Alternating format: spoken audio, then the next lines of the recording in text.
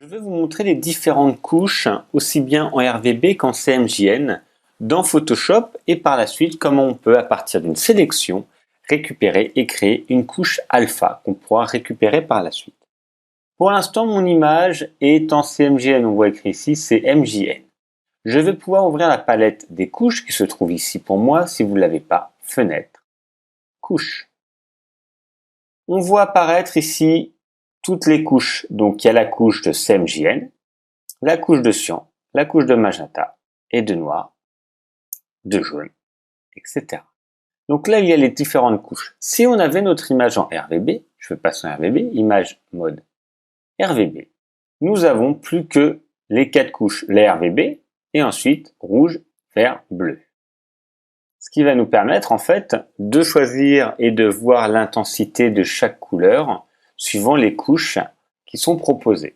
Ça permettra de faire des réglages qu'on verra plus en détail.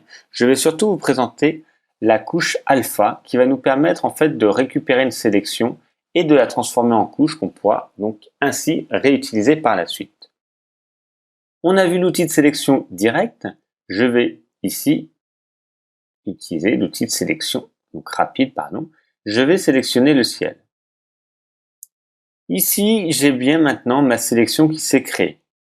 Là, dans mes couches, ça n'a rien changé. Dans mon calque, ça n'a rien changé. Ce que j'aimerais bien, c'est mémoriser cette sélection.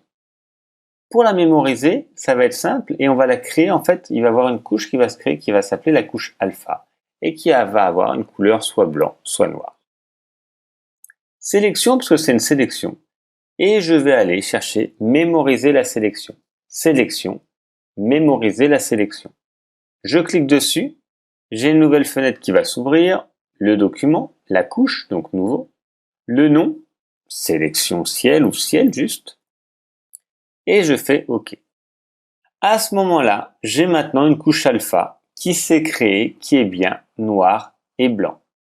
Vous voyez, ici j'ai du noir et du blanc au niveau de ma couche alpha. Si je désélectionne, je ne serai pas obligé de sélectionner de nouveau avec l'outil de sélection. Si j'ai besoin de faire une modification, je peux juste cliquer dessus et il va se produire un mode ici qui est le mode masque avec le rouge.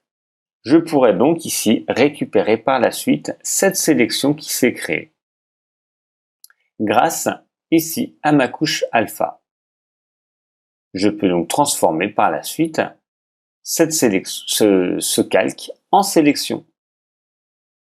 Donc j'ai pu garder maintenant ma sélection grâce à la couche alpha qui va s'additionner. Je pourrais faire une autre partie, par exemple si je voulais juste une partie, je sais pas, je vais prendre la partie sombre qui est là, peu importe.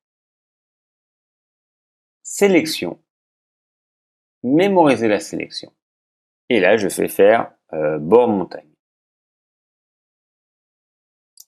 Elle s'est créée ici.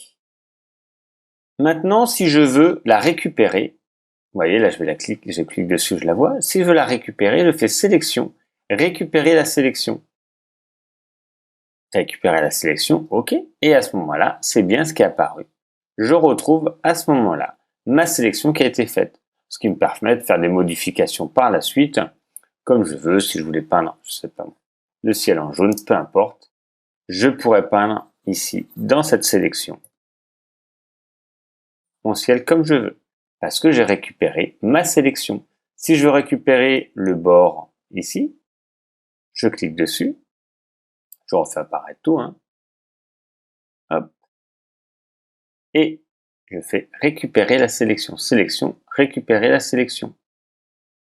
OK, et j'ai bien la sélection qui est là, qui a été récupérée. À ce moment-là, j'ai bien donc tout qui est apparu.